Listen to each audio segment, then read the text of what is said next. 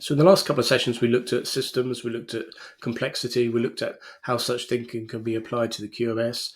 In this session, we're really going to look at quality perspectives. And by that, I mean how you as an individual perceive quality, how your quality organization perceives quality, but also how your peer functions and stakeholders within the business, how they perceive your QMS, and also how they see your specific quality organization in terms of adding value to the broader business and organization. So really, we're going to explore a little bit more in terms of these worldviews. We're going to try and unpack this concept of culture of quality. What are the attributes and behaviours you would see in an organisation that had a very good culture of quality versus one that had a very poor one? And how does the quality organisation start to interact with the broader organisation to sort of drive a more broad culture of quality within a business? So how do we see quality versus quality? So quality in the lowercase means the attribute of quality, whilst quality in the capital letters means the function or the department or organisation in terms of quality. So how do these two aspects of quality play out in terms of developing a culture of quality? What do we mean by a culture of quality? What are sort of the behaviours you'd see in an organisation that had a very good culture of quality? So one of the reference materials I'll sort of reference in the next couple of slides is a paper in 2014 which tried to unpick in terms of breaking down attributes within an organisation that exhibited a very good culture of quality. What are the sort of behaviours you were trying to encourage? What are the sort of leadership styles we'd see in an organisation that had a very good culture of quality? So we'll explore these aspects in the next couple of slides. So why is culture of quality important? So you see it in quite a lot of publications in terms of its importance.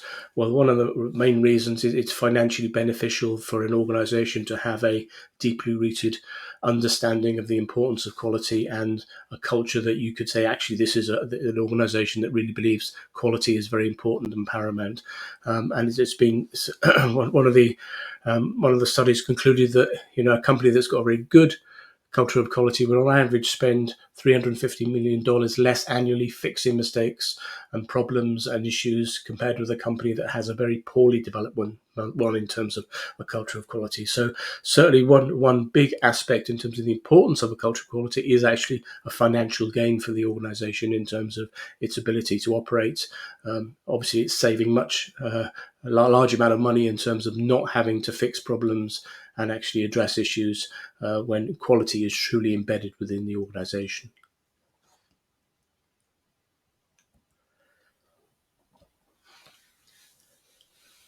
So one of the aspects the paper in 2014 explored was what sort of leadership styles would be exhibited in companies that had a very good culture of equality. And one of the leadership styles is really a leadership emphasis on the importance of quality in terms of managers talk about quality regularly. It's very often seen as a leadership priority. Managers walk the talk in terms of talking about quality. And when evaluating employees, bosses emphasize the importance of quality. They want to make sure that quality is discussed, during the appraisals, it's embedded within the goals, and there's a general ongoing continual dialogue about the importance of quality in the business in terms of its importance, in terms of satisfying customers, they're obviously satisfying the regulatory needs, and obviously of the business making a profit.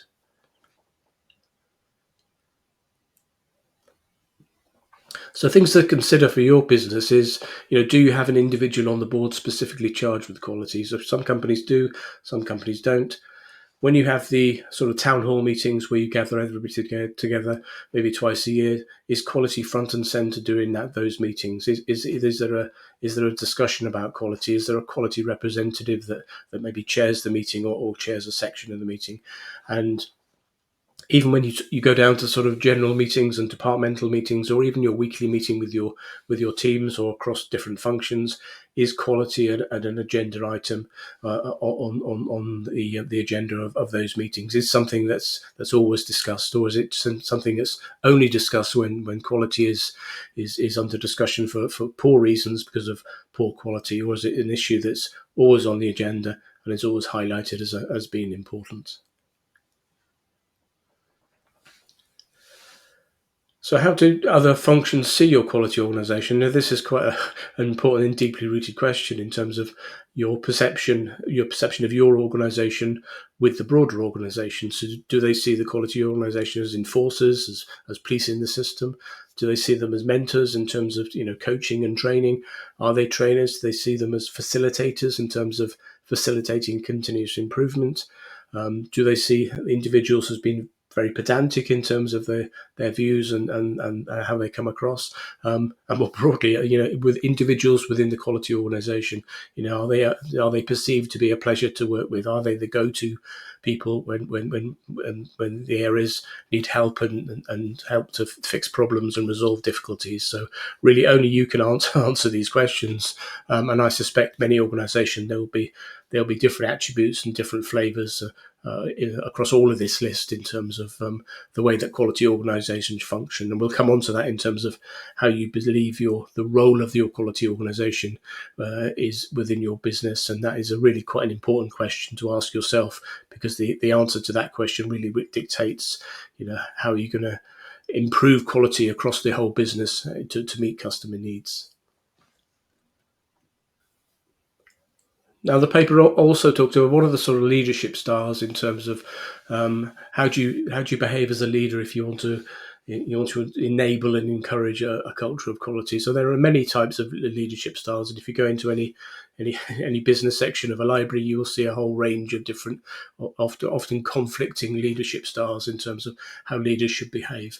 Um, so, how does a leader need to behave in terms of encouraging a culture of quality? So, one leadership style that is very, very good is actually known as the servant leadership style, and it's all about focusing on individuals' needs. It's not about being nice all the time. It's about basically helping your peer organisations to deliver their jobs on a daily basis. So it doesn't mean that you're always the nice guy. And very often, as a servant leader, you have to say quite unpopular things and make very unpopular decisions and give very very blunt and constructive feedback. But generally, this is done in the framework of improvement, in terms of your job is to help other parts of the business deliver their goals, and collectively your broader organization will meet its broader goals. So there are many leadership styles, but one of them that's very conducive to actually generating a culture of quality in a very collaborative fashion is the servant leadership style, and we'll explore this a little more. So this slide covers the attributes of a servant leadership um, position in terms of a servant leader is very listening. He or she needs to understand the organisation. There's a lot of empathy in terms of really wanting to understand the true perspectives individuals have in terms of the challenges. Um, Talk about the healing perspective in terms of there's a desire to actually fix problems and get resolution and move the business forward. Our leadership style wants to be aware, needs awareness of the surroundings. Very often, an individual that is exhibiting a very good servant leadership style is very persuasive. They're very good at basically conceptualizing issues and have a large degree of foresight in terms of issues coming towards them in terms of what could potentially happen in the future. And they see themselves as stewards within the organization, and they are really committed to the growth of people. And really, it's a very collaborative leadership style in terms of in many ways, building a quality community within the broader business.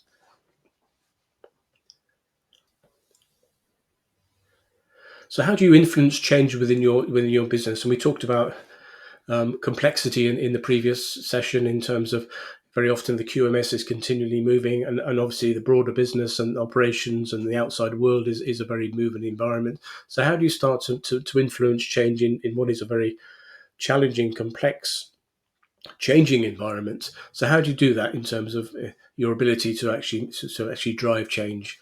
Um, Now, there are no complete answers in terms of how a quality organization can start to obviously mold itself and change its own identity and its own characteristics. There's no real easy answers of how it does that in terms of itself, and also how it influences the broader organization. But there are certain approaches that can really help in terms of the ability of your organization to start to map out the future and also influence the direction your organisation goes in terms of quality and the importance of that attribute.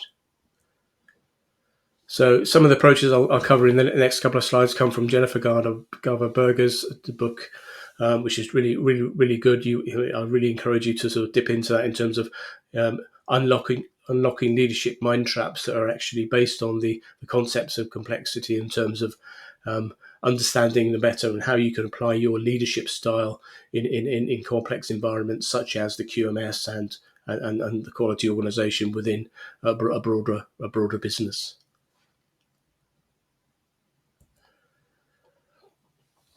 So one of the ways you can help is actually, rather than trying to control events, and we talked about this tussle early on, this tussle between trying to control events versus allowing the system to run free, and there's been a lot of discussion in the previous sessions around this middle ground in terms of complexity and the optimum position to be in terms of straddling these two extremes. But one of the attributes of a leader is that is very good at managing those situations to drive a culture of quality is the ability to influence rather than control. And as I said previously, complex systems cannot be controlled; they're continually moving. However, we as humans and obviously business leaders like to be in control. And very often, when we can't control the very big things, we get frustrated, and we very often try to control the small things. So we very often we dive into the minutiae and try to constrain that when we can't actually um, control the broader issues within our organisations. Now, this does generate a fair degree of stress and anxiety. So essentially, whenever you've got change that's interconnected, which is basically a complex moving environment within your QMS, and you've got a lack of control, which you always to some degree have within a complex system, this will generate a degree of stress and anxiety because you're in a position where you can't always actually control the system at all in terms of the direction you want to take it. But you can begin to influence it. So basically, a leader that's very good at fostering a culture of quality knows and is very cognizant of their ability to not so much nail things down and control them, but actually influence events to move the business in a general direction.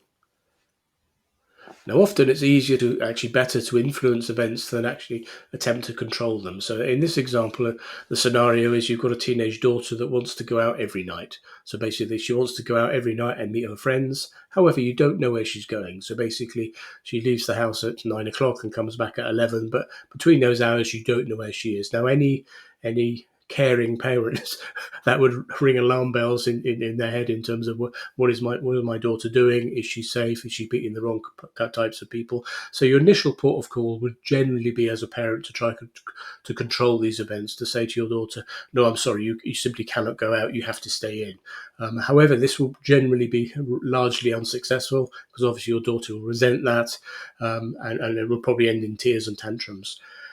A better approach is to try and influence the outcome that you want. The outcome you want is basically your daughter to be safe. The outcome you want is that your daughter to be able to actually spend time with her friends. So one approach would be to, with greater success, to actually create an environment that encourages her to bring her friends back. So basically, a quiet area in the house to socialise, an area where she's got privacy, area that's got food, access to TV and music. Now, this approach is not trying to control events; it's actually trying to influence the outcome you want. So this sort of approach has got far more value in terms of getting you to the position that you want than actually your first port of call of trying to control the situation by saying to your daughter, no, you simply cannot go out. So a leader that's very good at understanding um, um, complex situations and complexity is very well versed in. Very often it's better to try and influence the direction of the organization than to try and nail it down and control all the aspects of it. So that really talks about direction versus destination. So any transformation of a quality organization generally is going to be a journey, and it's a journey that doesn't really finish. It's an ongoing journey, and during that journey, there's going to be delays and pauses and bumps. There's going to be roadblocks along the way, and very often it's more important to understand and to focus on ensuring your business is moving in the right direction, the correct direction, rather than specific metrics along the way. And very often, even slow incremental change within an organization can add up to a very quite big change over time. So basically, very often we get obsessed in terms of where we're going and how quickly we're going to get there. But sometimes, as a leader, very often you need to focus on, well, is the organization moving in the general direction? It may not be as quick as I want. It may pause, but during times. But is it moving in the right direction? Is it maturing in the right direction that I want, rather than obsessing about the individual metrics along the way? So a leader that's really well versed and confident in managing complexity is very good at fostering an environment for the outcomes they want, rather than trying to control and try to nail down every single aspect of the business. And very often it's better to attempt to foster an environment to support the outcomes you want, rather than forcing the outcomes to happen specifically. So it's the sort of environment that generally fosters the outcomes you want are environments that are very diverse. They've got differences of opinion. They've got lots of different opinions. They're environments that are very creative. They're very environments that come up with innovative ideas to problems. There are environments which empower people to make decisions at the correct level of the organization. There are environments that encourage teamwork and collaboration. And there are environments that encourage individuals to move quickly when needs must. So these are general solutions for a broad range of outcomes you actually would need in terms of the challenges your business face. But they're not nailed down in terms of specific behaviors, in terms of specific measures. They're general concepts in terms of attributes a culture of quality would exhibit in terms of driving your organization in the direction of the destination you want to get to, rather than focusing on the minutiae of that journey.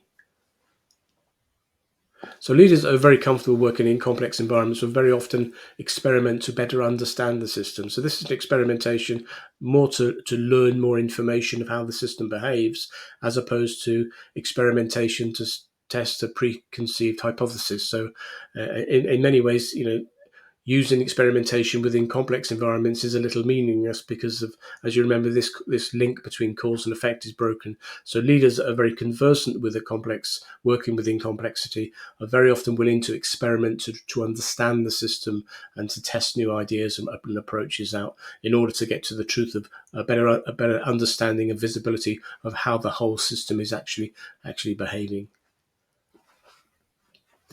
Also, a leader that's actually very confident in working within the world of complexity will actually accept that very often there are no simple answers to actually situations. So, one of the attributes of humans is that we're very, very focused on storytelling, and we all have a process of simplifying the world around us through the process of storytelling. So very often we oversimplify very complicated scenarios in order to get an answer that we want, and to get us to a position that we want. However, this is very often not a true reflection of the real world around us. And very often we use historical approaches to situations. We will run the same approaches that we've used in the past that have been successful, and very often we run predetermined scripts in how we behave when confronted with certain information.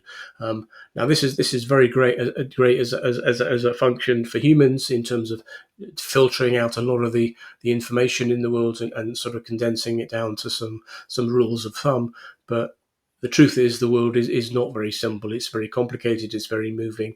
Now, a leader that's very comfortable working in this often vague world understands that very often there are no simple answers to scenarios, and in the real world there really are no simple stories. And very often you have to dig a little bit deeper to understand the real truth. And this is the real skill of a leader operating in this sphere of complexity.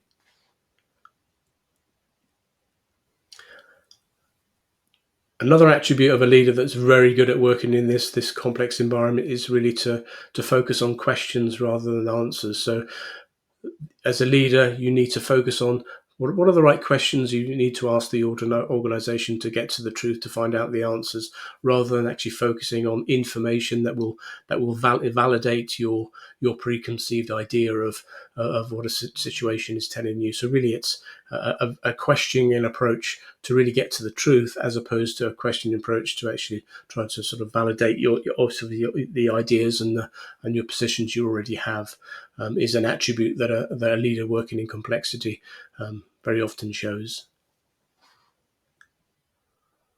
So the leader that's very comfortable working with complexity will be one that's willing to put their ego to one side in order to understand the truth. So very often within a business that we're very sort of wrapped up in our where we sit within the organization and our own views, and basically we always got to be right, and it's very often that's the stance we take as human beings. But a leader that's very conversant and very comfortable working within the world of complexity and understands, in order to do that you have to better understand the environment. Very often they have to put their ego to one side. So your primary focus really should be your organization in terms of how it best serves your customers, and the question you've got to ask yourself, what do you want to be seen for, and what do you want the organization to come, rather than what do you want yourself to be seen for in terms of your journey within the organization. And this does require a degree of humility as a leader in terms of understanding the situation and taking approaches that are not centered on your ability to solve problems and get all the kudos and the limelight. It's more in terms of how can I unpick this situation to actually better understand it for the broader good of the organization and ultimately the customers that you actually serve.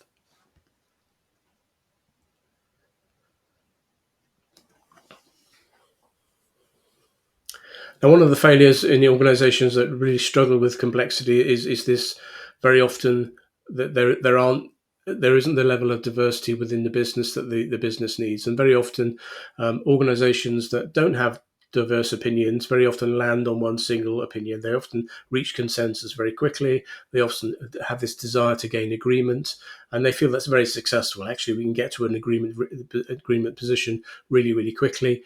All is good. However, and basically, if you've got a lack of diverse opinion, very often you can get to a decision very quickly, but very often it's not the correct decision. So this diversity really does help broaden the range of opinions you have, and very often gives you the best solution in terms of the challenges you've got. And very often you can, with a very poorly diverse organization, reach conclusions and decisions much more quickly, but very often they will be the wrong decision.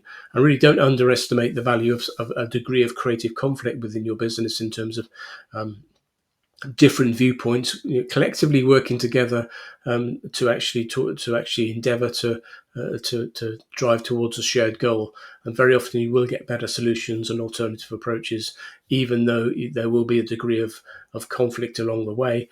But that is good, because what you're trying to do then is actually get the appropriate range of opinions. What you don't want to do is dilute that down, because, as I said, you will very often land at a solution that's actually the incorrect one, because you simply haven't got enough different viewpoints in the process. So one of the big questions in terms of the culture of quality is culture within organisations is very often you want behaviours to sort of start to manifest themselves within the organization, and this then translates into actions and beliefs over time. So basically, one of the views is you really need to work on the culture of the organization, and then after that you'll see the behaviors you want. Now, one approach is to actually, can you do it the other way around? So in David Markett's group, he said, well, actually, I simply haven't got time to sort of talk about and developing a culture of improvement within the organization. Can I demand the sort of behaviors that I want to see, and then the culture will naturally follow on afterwards?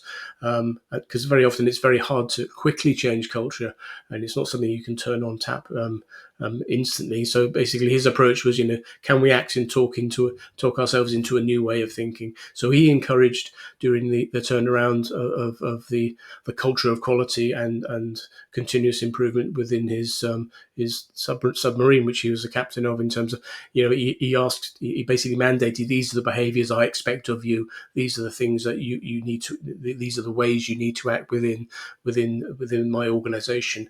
And basically, by mandating that, he found that actually the culture of quality actually followed behind, in terms of it started to realign itself with the behaviours of the crew, in terms of his expectations of that organisation.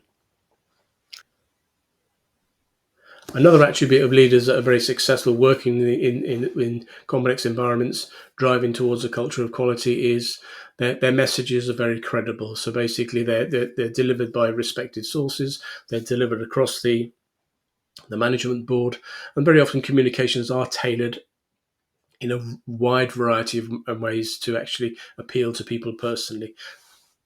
And the most important aspect is the message is very consistent and they're very easy to understand. So organizations that really understand how to start to modulate behaviors and culture, understand the messaging is really important in terms of making sure it's clear and concise and it's consistent, and it's not just words and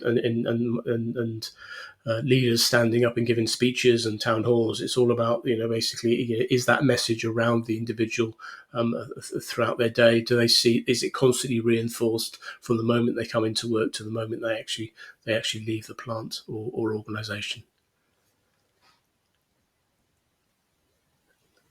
Another attribute is as a quality leader, if you want to move your organization into a better position of quality in terms of its culture, you need to start involving your peers. It's not something you can do on your own. And individuals, not just yourself, but down through the organization, most employees have a strong network of peers for their own guidance. This happens automatically, and very often peers will raise topics, with their peers in terms of them acting as sounding boards. And it's the same for quality discussions. If you can encourage your peers to actually talk about quality, and you can encourage your direct reports to involve their peers in terms of a quality discussion, this really, really will help in terms of starting to embed a culture of quality within your organization.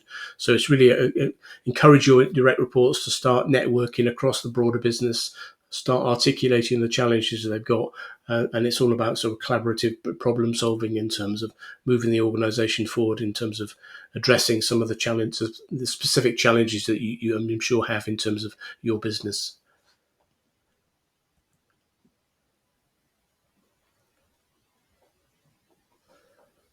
One of the funnest parts is that actually, do employees feel ownership of what they do? This is a really key aspect in terms of everybody needs to understand yourself as a leader, where your work clearly it fits within the broader organisation, where quality fits within your execution of your job, how your ability to do your job and impact quality impacts the end user of your products. And really, workers really need to be empowered to make the right quality decisions. And again, it's back to a previous point that we made in terms of they need to be very comfortable raising concerns about quality violations and also challenging directives that detract from quality or that they don't believe make sense. So basically, you need to start encouraging individuals within your organization to start questioning, how do I what's the connection between my daily work and the quality of my output, and the connection of that between the output of the business as a whole in terms of meeting your customer needs and expectations.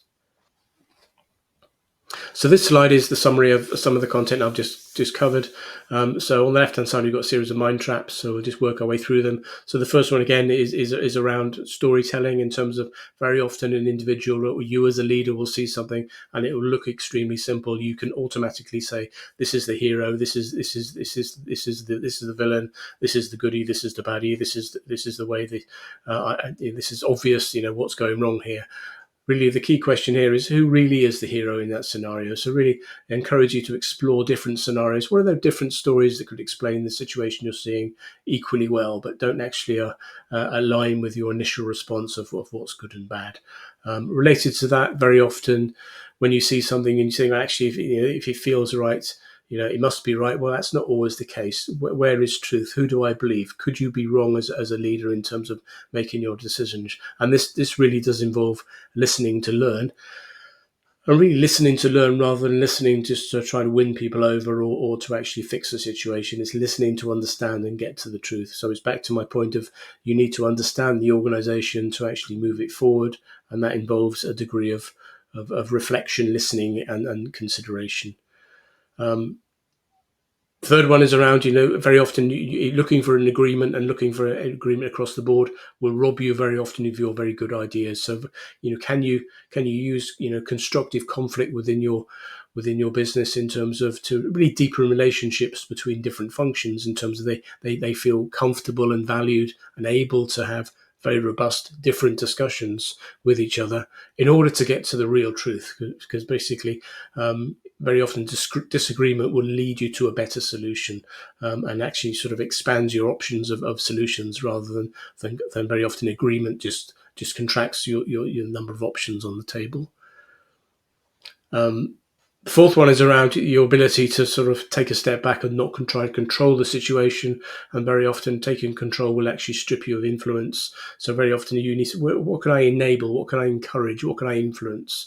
And that involves better understanding of the situation. And very often it involves a degree of experimentation at the edges of a scenario. So very often don't be afraid to dabble or experiment to understand the situation better.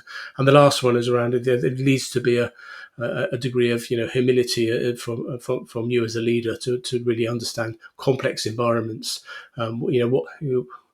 What do I want to be next is really the next question. Not who do I want to be as an individual? What do I need to be remembered for in terms of my organisation, in terms of helping the organisation move forward? And again, it's listening to learn from yourself as well as learning from the organisation. So I would encourage you to dip into this book. It is very, very useful in terms of trying to be more specific in terms of how you manage a complex organisation. And complexity within an organisation isn't about, oh no, it's very complex and we can't do anything about it, it's constantly moving, let's just give up. There are real tools of how you can understand and start to influence and modulate environments that are moving and changing. So in the next section, we're going to just step through some of the attributes of an organization that's got a very good quality mindset in terms of the maturity model. So in terms of, again, you've got the 4 stages. So we'll just walk our way through in terms of organizations that are sitting at unaware and up through aware and learning and mastery. So an organization that's sitting at the base level really it's got a very poor quality mindset in terms of how it sees itself as the quality organization has a very blinkered view of the world around it. It very often sees the world as a machine with inputs and outputs that can be measured and controlled, and it very often has a very engineering approach to the world around it, and very often there's a very controlling, very compliance focus. And very often an organization that's at this level sees the quality system simply as a collection of interconnected processes. It doesn't see it as a system. So all of the systems thinking we talked about previously, an organization would be oblivious to that way of looking at the world.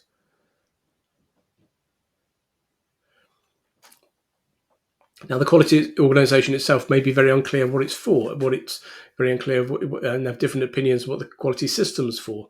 And very often there's an absence of a culture of equality, and even the concept of improvement very often in an organisation at this stage is very limited.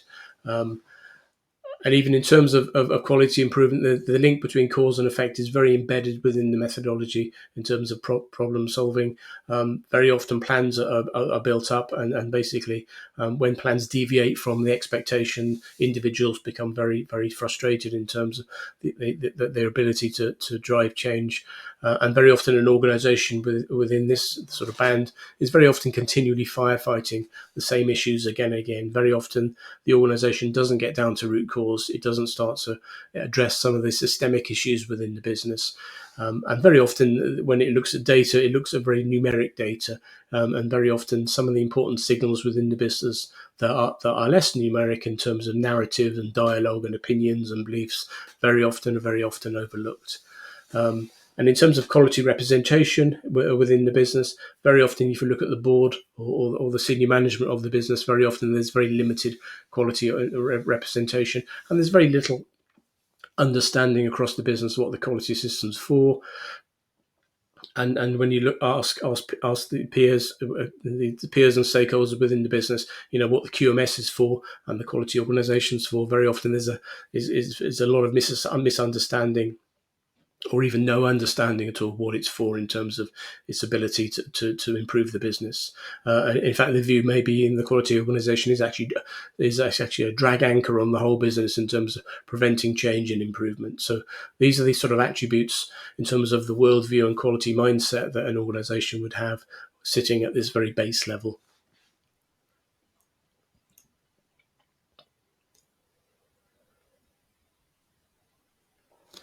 Now, to move to the next level, really the organisation needs to try and look at the quality system, as I said, in a more holistic way, looking at it in terms of a system, begin understanding how the organisation can and the QMS can act as a very a more complex moving environment.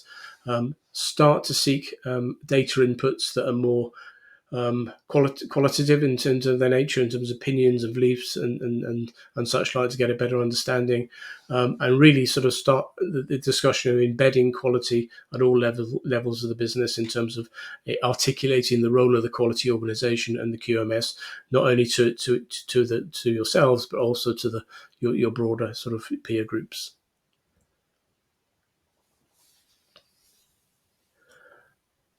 So at the next level up, basically the organisation's moved on a bit. There's begin to be an awareness of the different ways of looking at it, but very often there's still a very engineering approach to the world.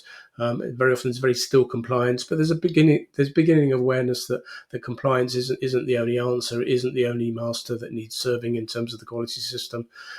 There's beginning to be some understanding in the quality system's purpose across the broader business, but it's still generally seen as there for regulatory reasons. So when you ask operations or marketing or R&D, what's the quality organization's purpose, very often they'll say, that's for compliance regulatory reasons. They don't understand the broad role of the business and the power of the QMS. And even within the quality organisation, that there will be a bit of differing opinions in terms of what the quality system's for, in terms of its purpose and role. Very often there'll be an absence of culture of quality, and the concept of improvement is very limited.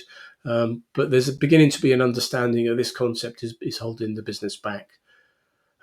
You will start to be beginning to see the quality system as a set of interconnected processes as a system, but very often it's not treated as such. Very often an organisation aware will still be looking at the QMS from the subsystems of the QMS, and not looking at them in a more holistic fashion. In terms of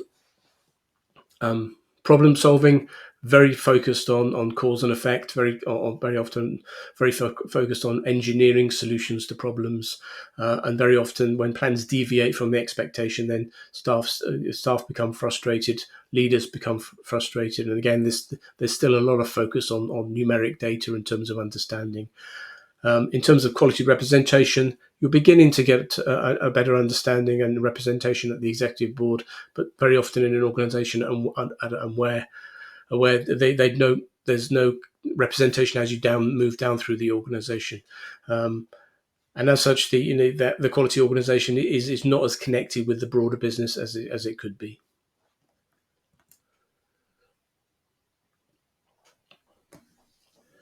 As I said, you're aware there's a very strong regulatory focus, and really to move the quality organisation away from this position, you need to start looking at the quality system in a more holistic way. A lot of the material we covered in terms of who are the customers of the quality system, how do you drive change, how do you manage risk, are very important, and really how you treat the QMS as a moving entity will start to move you into the next zone in terms of learning, and also use of a greater variety of data to understand the QMS is really quite important. And really, to move to learning, you've got to start embedding quality not just within the executive board, but also down through the organisation, and also representatives within other peer functions as well.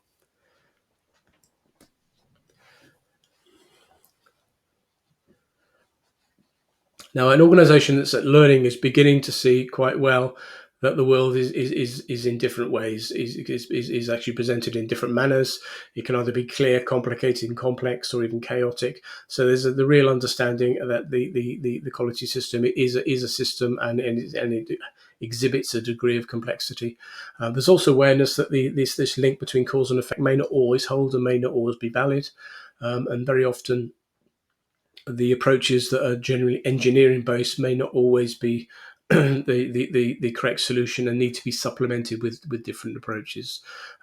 So for an organisation in the learning zone, very often when plans deviate from expectation, this is no big deal. The organisation is mature enough to course correct and adapt as needed. And in fact, an organisation at learning expect these plans to change in terms of development of plans and then execution of those roadmaps.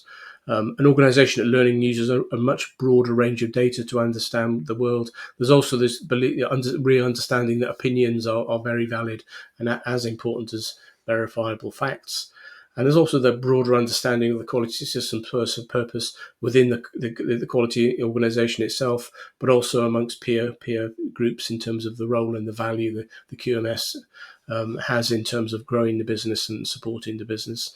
And this is reflected in where quality representation lies in terms of the executive board, is at the site level, and is really becoming to be integrated across the whole organisation.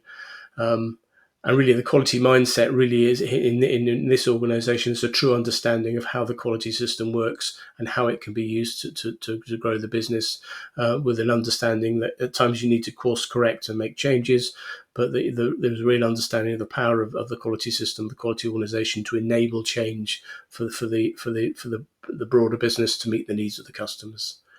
As I said, to move up into the next level, really, an organisation needs to sort of build on this in terms of training and frameworks that are basically driving different decision-making approaches. So we talked about the Cynefin model in the previous session. So an organisation, as it moves from learning, it will have a better understanding of what that really means in practice in terms of not just a sort of an academic model, but also how that could be used in anger in terms of behaviours on a day-to-day basis.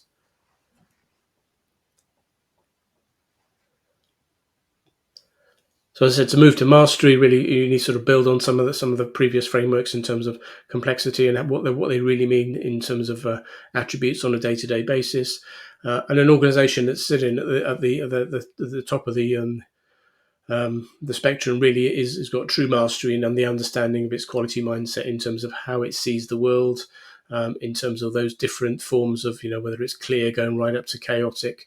It's got a rich understanding of the purpose of the quality system and its role. It's got a rich understanding of the quality system is a moving beast and needs to be managed as such. Quality is embedded within the organisation horizontally and vertically, and there's a real learning mindset within the environment in terms of quality improvements and really the quality organisation as a catalyst for driving those improvements. And there's also understanding that you need to experiment and do and take new approaches, and very often they will fail, and then those initiatives will happen. But the important thing is actually how do you learn from that? And the quality mindset very often is knowledgeable and experienced and able to see the bigger picture, and very often make decisions based on the direction you want to move the organisation in terms of the outcomes you want to influence and encourage, as opposed to trying to control the whole system. And it's quite a valuable and rare commodity to really be in this position, but it really does enable your organisation to thrive in a world that is actually ever changing in terms of the challenges that it has.